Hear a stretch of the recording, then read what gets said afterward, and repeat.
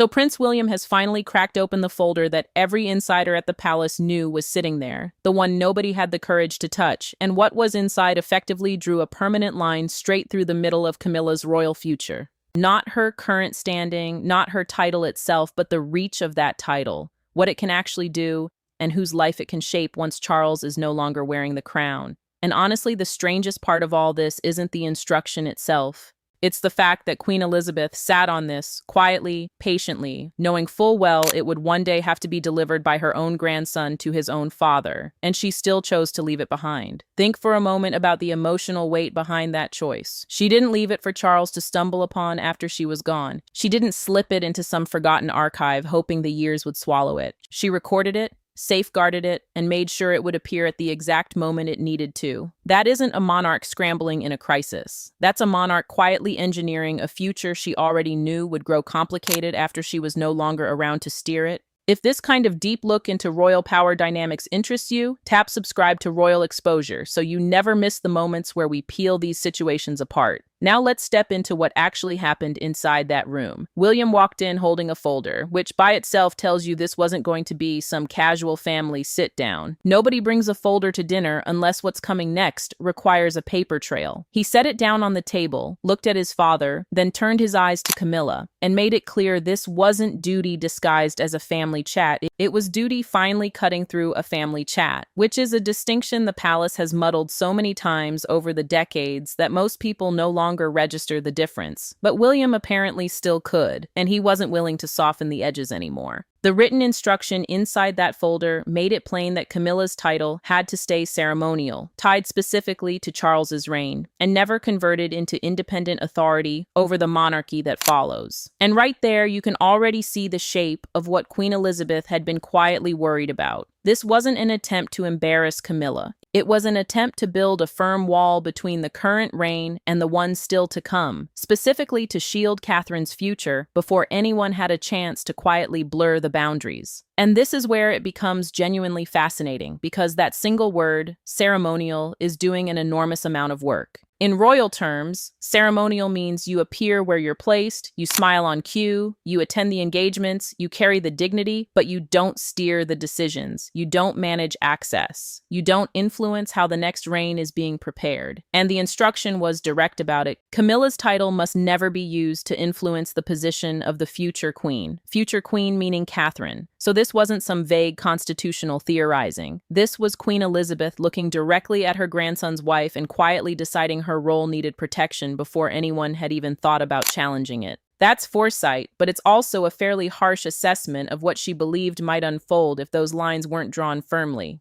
Charles, understandably, was shattered. His gaze dropped the second William unveiled the document. He didn't cut in, he didn't push back. He simply stared at the folder as if his mother's words had traveled across the room and settled directly onto his chest. And you can see why. He had poured decades into shielding Camilla, from public judgment, from hostility, from the ever-present shadow of Diana, from all of it. He'd finally guided her into a place of acceptance, secured the queen consort title for her, worn down the public's open resentment, and now his own mother's parting instruction was reminding him that acceptance has a ceiling. That's a very particular type of pain. It isn't rejection, it's containment. And in some ways, containment is the harder thing to push back against because it sounds so reasonable. You can rage against being cast out. Raging against being told you're honored but hemmed in is far more difficult. Camilla didn't stir. She sat completely still as the meaning of the words settled around her. And that detail is worth pausing on because Camilla has endured decades of public scrutiny. She isn't someone easily shaken. But this wasn't a tabloid front page or a slipping approval number. This was the late monarch, the very woman whose approval she had spent years carefully cultivating, defining the borders of her role in writing. Her title wasn't being ripped away, her dignity wasn't being publicly torn down, but the reach of it was being sharply drawn. And that drawing was devastating because it revealed that all the effort she'd invested in being accepted still didn't hand her any authority over what comes next. Then William slowly shut the folder, and apparently that quiet sound carried through the room like an era ending before the next one had even begun. He explained that the instruction had been known only to a narrow inner circle because nobody had wanted to drag the family into this confrontation any sooner than necessary. Then he added that there was still one more person who needed to hear the Queen's words firsthand, without any protective filtering, without delay, without the softening layer of palace vocabulary. That person was Camilla herself. So William wasn't merely handing a document to his father, he was insisting that Camilla receive the message directly, which is a very different dynamic from letting Charles absorb it privately and then filter it through his own protective instincts. William wanted her to hear it raw. That's a power move, but it's also a clarity move. No middlemen, no cushioning, just the instruction exactly as it had been written. But before Camilla could confront those words head-on, the palace had to face a truth about every single person standing in that room. Beneath every royal title stood a human wound, and this revelation cracked all of them open at once. William was carrying the weight of what he'd inherit. Charles was carrying the ache of loyalties pulled in opposite directions. Camilla was carrying the shock of a title suddenly ringed by boundaries, and Catherine, silent but attentive, understood that the Queen's parting instruction wasn't only about what had already happened, it was about the future waiting for her. That's the piece a lot of commentary tends to overlook. Catherine hadn't asked for this. She hadn't lobbied for it. She wasn't the one in the room issuing demands. But she was the person the instruction had been drafted to shield. And that leaves her in an extraordinarily awkward position. She can't celebrate it. She can't even publicly acknowledge it without appearing to gloat. Yet she also knows that the late Queen effectively reached beyond her own reign to safeguard Catherine's future standing. That's a heavy thing to carry in silence. William understood the room had shifted the very second those words left his mouth. He was no longer just a son speaking in front of his father. He was the future king defending the outline of the monarchy before emotion could bend it into a different shape. That's the core strain of this whole situation. William wasn't behaving like a son resentful of his stepmother. He was behaving like the man who will one day inherit the crown and needs it to arrive without cracks. If Camilla's title were allowed to grow past ceremony, then Catherine's future footing could be dragged into uncertainty before her time had even arrived. And if that were to happen, the handover between reigns would be muddied by competing claims of influence. Queen Elizabeth had clearly foreseen that possibility and had chosen to head it off. Charles felt the danger of it, but he also felt the cruelty. He had spent years shielding Camilla from judgment, from memory, from the shadow of old wounds that had never fully closed. Now he was being asked to accept that his mother's final wishes still stood taller than his personal devotion. He glanced toward Camilla, and for a moment his silence spoke everything his voice couldn't. He loved her. He had chosen her. But he had also inherited a throne built on rules older than any private promise he'd ever made. That's the paradox of being king. In theory, you hold ultimate authority, but in practice, you are tied down by centuries of precedent and the very explicit instructions of the monarch who preceded you. Camilla's pain surfaced in the smallest possible gesture. She tightened her grip on the edge of her chair, not theatrically, not audibly, but firmly enough that Catherine caught it. That detail is so revealing because it shows Camilla was processing all of this inwardly, holding her composure together as the floor shifted beneath her. She understood the message tucked beneath the polished phrasing. Her title remained respected, but respect wasn't the same thing as control. She could stand at Charles's side, share the ceremonies, carry the dignity in public. Yet the Queen's instruction had placed a wall between her role and the monarchy still to come. That wall was invisible to the crowd outside, but inside the palace, everyone could feel it rising. Catherine watched William with quiet concern. She could tell his even voice was costing him more than anyone was willing to admit. Challenging Charles's household meant stepping into a family wound that had never truly healed. And the future queen understood exactly why he'd put this moment off for as long as he possibly could. Even so, the instruction suggested Queen Elizabeth had spotted this danger long before anyone in the family was prepared to name it. The monarch hadn't acted out of panic. She had acted out of foresight. Then a senior aide slid a sealed envelope across the table. The gesture made no sound, but it hit the room like a confession. The file held more than a single page, and the next page didn't look ahead. It looked back. And the deeper the family peered into the Queen's reasoning, the clearer it became that a single overlooked moment had set the entire crisis into motion. Every royal crisis has a moment that seems small at the time until history swings back around and points straight at it. For Queen Elizabeth, that moment happened during a private Windsor title consultation, when what looked like a routine ceremonial conversation quietly turned into a warning. What happened in that room didn't detonate publicly. It did something far more dangerous. It stayed buried, hardened over time, and waited. Now, a title consultation is essentially a private discussion about how royal names, ranks, and ceremonial roles are meant to be used in official life. It sounds dry, but it's actually where the real power contests unfold, because whoever controls the language ends up controlling the perception. And this particular consultation took place after a memorial service, when emotions were already close to the surface. Camilla's advisors had been pushing for wording that would nudge her title closer to sovereign authority. Closer meaning nearer to the kind of power normally reserved for the monarch alone. The Queen listened without rushing to react. She had William nearby, Charles present, and a senior courtier watching every deliberate pause as the conversation tightened. At first, it sounded like a matter of phrasing. Then it turned into something else entirely. Charles tried to soften the atmosphere, hoping to keep the discussion from tilting against Camilla. But the damage came in a single phrase: shared royal authority. The king, still a son under his mother's reign at the time, understood immediately that those words had crossed a line. He tried to steer the room back toward ceremony, but the monarch had already caught the warning buried beneath the polish. William noticed the shift before anyone put it into words. His grandmother set her pen down without finishing her note, and that tiny act froze the room. The prince never let go of that image. The Queen wasn't loudly angry. She was colder than that, steadier than that, because she understood exactly what was being tested. If Camilla's title could be pushed beyond respect and into genuine authority, then the future line of the crown could one day be clouded by emotion, loyalty, and rival claims of influence. So the Queen took action after the consultation closed. Privately, she dictated the instruction that now sat at the heart of this crisis, defining Camilla's role as honored but bounded, respected but never sovereign in its reach. And here's the piece Camilla would later feel most deeply. The file hadn't been born out of dislike. It had been born out of fear. Fear that during some future transition, the monarchy might blur the difference between the woman standing beside the king and the crown that would one day pass to William and Catherine. Charles wrestled with that truth because it made his love feel like a constitutional problem.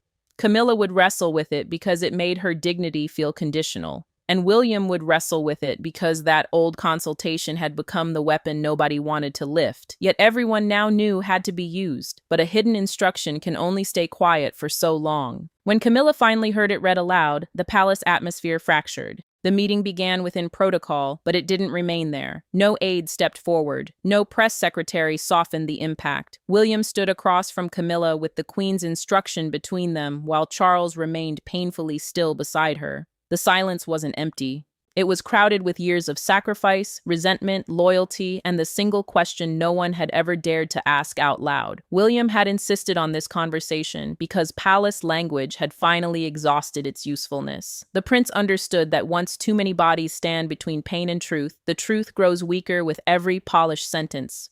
He wanted no institutional buffer, no office speaking on behalf of another office, no advisor translating duty into something gentler. Charles grasped the risk of that choice at once. A private royal conversation, meaning a closed family discussion where decisions are shaped before they become official, could either mend what had been wounded or lay bare what everyone had been trying to bury. Camilla felt the pressure before the first decisive sentence had even been spoken. She looked at William and asked whether he believed she had gone too far. Her voice didn't crack, but the question carried years of judgment folded inside it. The prince answered with painful care. He said the instruction hadn't been written to shame her, but because the Queen believed boundaries were necessary. That word altered the air in the room. Boundaries, not rejection, not exile, but a line drawn so clearly that even dignity couldn't cross it without consequence. Charles then pushed back, gently but firmly. The king asked why his mother's instruction had to be brought forward now, after the family had already survived so much damage, after Camilla had endured so much public punishment, after his own reign had finally started to breathe. He wasn't defending ambition. He was defending the woman beside him. Yet William couldn't allow love to override law. The prince knew the crown had endured only because personal loyalty bowed to structure, and that structure mattered because the monarchy of the future would one day belong to him and Catherine, not to the unfinished emotions of the current current reign. William read the decisive line aloud. Camilla's title must never be used to influence the position of the future queen. The words dropped with brutal clarity. The future queen meant Catherine, the woman who would one day stand beside William when the next reign opened, and the instruction guarded her role before any confusion could take root around it. Camilla finally understood the full weight of what had been hidden. Her ceremonial reach wasn't simply being measured, it was being contained. Charles reached for the document, but William didn't hand it across immediately. That pause said more than a refusal ever could. The prince wasn't withholding paper from his father. He was safeguarding control of the instruction itself, because whoever held it held the power to decide what Camilla's title could and couldn't become. And that hesitation revealed the deeper power struggle running under the title, because the real question was no longer what Camilla could be called, but who controlled the crown's future. Titles inside a monarchy are never simply names. They govern access, precedence, influence, and memory. The queen understood that better than anyone, so when her final instruction surfaced, it didn't just wound Camilla's pride, it exposed the machinery beneath the velvet. Who could sign, who could advise, who could enter the room, and who had the right to shape what came next. William understood this was the part nobody wanted spoken out loud. Camilla's title still carried ceremony, respect, and public dignity, but the instructions split symbolism from governing influence. Ceremony meant the public duties, the greetings, the appearances, and the honors that circle royal life. Influence meant something far more consequential. The ability to shape decisions, guide access, and steer how the next reign would be prepared. The prince knew that difference was critical because the monarchy could withstand discomfort, but it couldn't withstand blurred authority at the very top. Charles stared at the wording as though every line had been written against his own heart. The king had spent years proving that Camilla belonged beside him, and now he was being forced to accept that belonging didn't equal unlimited reach. A senior courtier noticed how long his eyes lingered on the page without turning it. That silence told the room everything.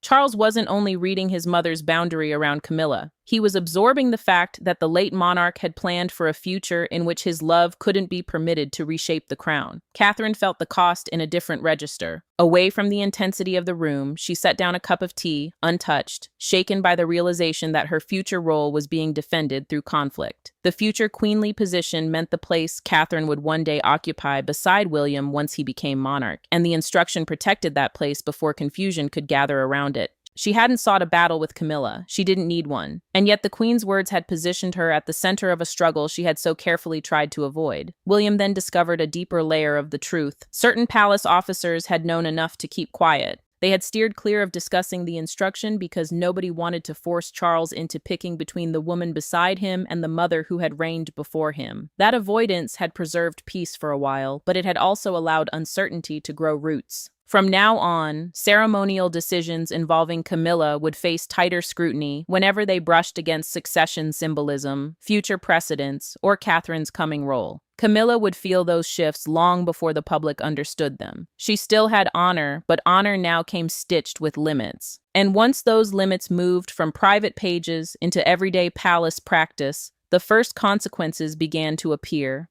The palace could absorb a private argument, but it couldn't hide the practical changes that came right after, and those changes cut straight into Camilla's daily royal routine. The fallout didn't announce itself with raised voices. It announced itself with revised schedules, initials that had been removed, approvals that were delayed, and doors that no longer swung open the way they once had. For Camilla, the humiliation wasn't public at first. It was quieter than that. A briefing she wasn't invited to. A ceremonial note that had been rewritten. A corridor where everyone suddenly seemed to know, but nobody dared explain why. Camilla sensed the change before anyone put it into words for her. She arrived expecting a scheduled briefing, the kind of controlled palace discussion where duties were arranged, appearances polished, and every title placed exactly where it was meant to sit. But this time the room had been trimmed down. Her senior advisor wasn't present. The agenda had been narrowed. A member of staff, careful but visibly rattled, told her the meeting had been shifted to a smaller format. That single sentence carried the sting of a public insult, even though no public voice had said a word. William's office labeled it clarification, not punishment. The prince insisted the adjustments reflected the boundaries left behind by the queen, not some personal campaign against Camilla. But palace staff picked up on the deeper meaning. Ceremonial protocols, the rules that determine how royal roles are handled at official events, were being adjusted wherever Camilla's title touched succession imagery.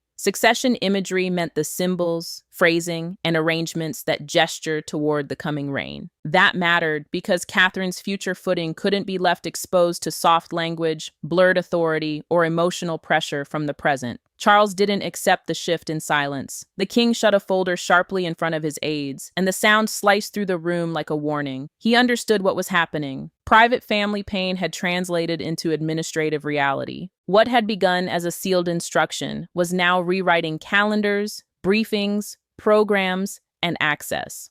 Charles had weathered public storms before, but this wound was different because it arrived wrapped in his mother's authority. He could defend Camilla with love, but he couldn't easily defy the queen without weakening the very crown he had inherited from her. Camilla registered the next blow inside a ceremonial program. Her title was still there, dignified and untouched. Yet the language surrounding it had shifted. It no longer hinted at influence beyond Charles's reign. It no longer left room for anyone to mistake respect for command. She understood the cruelty of that balance, honored enough to stand beside the king, limited enough to be reminded that the future didn't belong to her. William approved the change quietly after rereading the instruction alone. The prince didn't look triumphant. He looked burdened. Every signature pulled him further from the comfort of simply being a son and deeper into the lonely discipline of becoming a king. The crisis now required more than rules. It required a turning point. And that turning point couldn't come from offices, papers, or ceremonial edits. After the doors had begun to close, only one conversation remained capable of stopping the family from breaking apart completely. Sometimes the monarchy survives not through ceremony, but through two people speaking honestly when no one else is listening.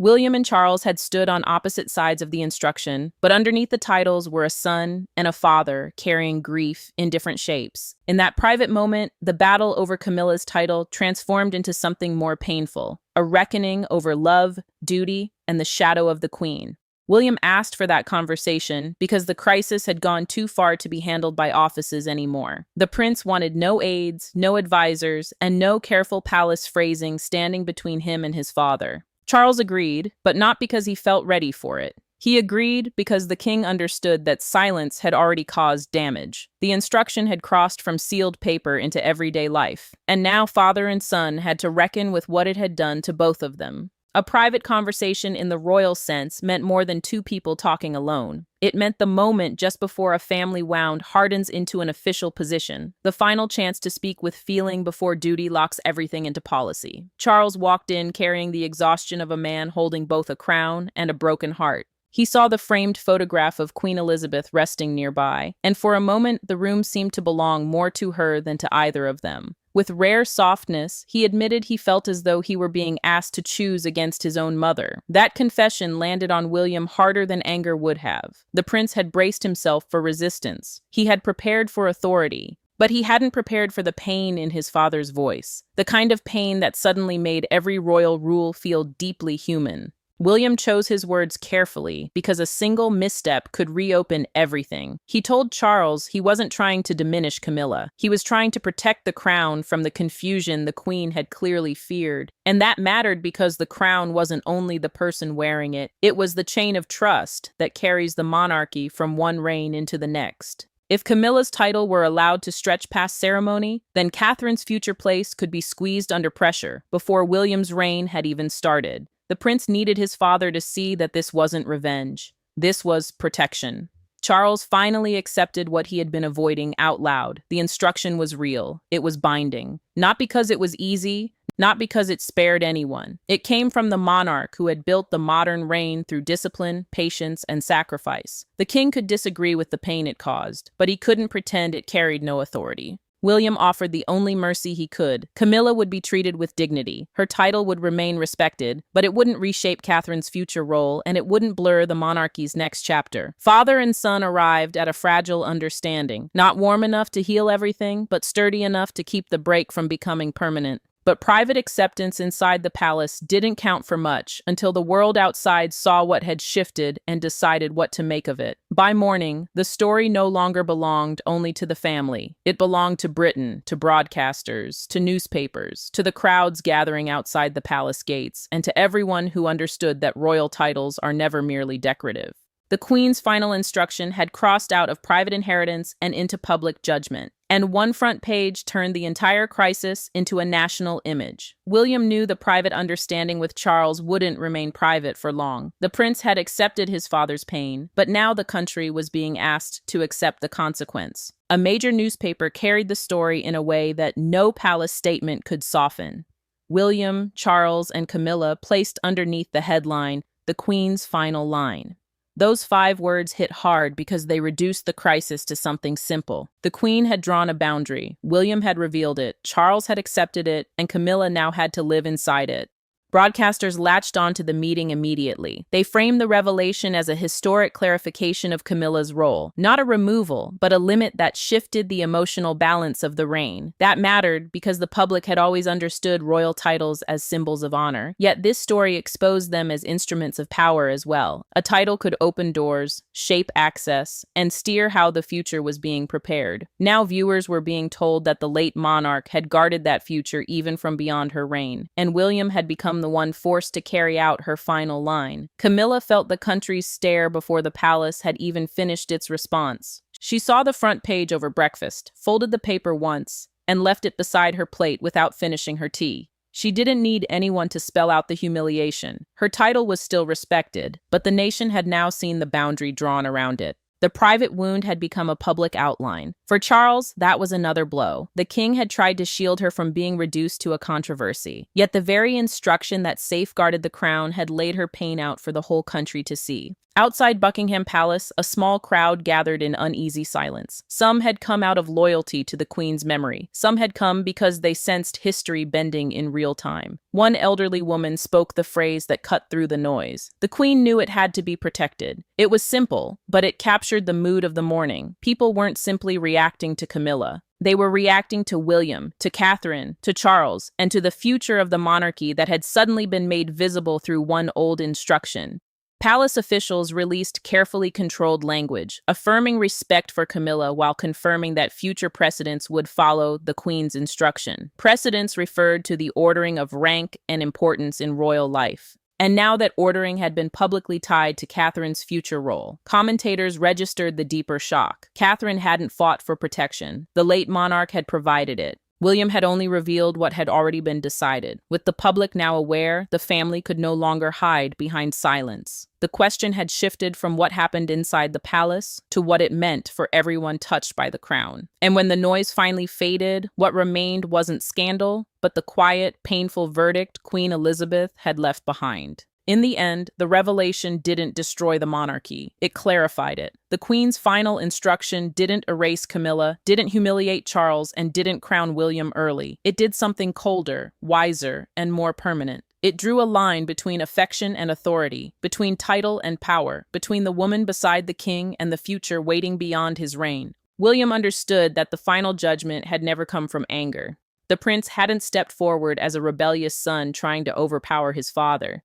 He had stepped forward as the guardian of a boundary the late monarch had believed the crown needed. The crown, in plain terms, wasn't simply the physical object placed on a sovereign's head. It was the continuing authority, duty, and trust passed from one reign into the next. That's why this moment mattered. It shielded the future from confusion and forced the present to accept limits. Charles accepted the decision without arguing again. The king set the file back on the table and brushed his fingers against its edge as though he were saying goodbye to a battle he could no longer win. He had defended Camilla with loyalty. He had carried her through storms that would have crushed weaker hearts. But now he saw the painful truth. Love could explain his resistance, but it couldn't undo his mother's instruction. The monarch had spent a lifetime teaching the family that duty came first, and now that lesson had come back to him in the hardest possible form. Camilla absorbed the ending in silence. She didn't erupt. She didn't demand another hearing. She didn't try to twist dignity into defiance. She stood alone after the door closed, wounded by the knowledge that her title remained honored but carefully contained. A royal title could bring respect, ceremony, and public grace, but it couldn't automatically bring ultimate power. Camilla now understood that acceptance was the only path left for preserving the dignity she still had. Catherine's future position stood protected, not through palace rivalry, but through the Queen's final deliberate act of judgment. William had revealed what the monarch had left behind, and Catherine's place beside him was no longer vulnerable to blurred wording or private pressure. That was the revelation lying beneath the scandal. Camilla could stand beside Charles, but she couldn't redefine what would come after him. This moment meant that the Queen's reign continued to shape the monarchy even after her death. William proved he would defend its future. Charles paid the emotional price of loyalty. Camilla learned that honor without ultimate authority was still honor, but never command. This was the final meaning of the Queen's instruction. The crown could offer mercy, affection, and respect. But when the future of the monarchy was on the line, duty would always speak the last word.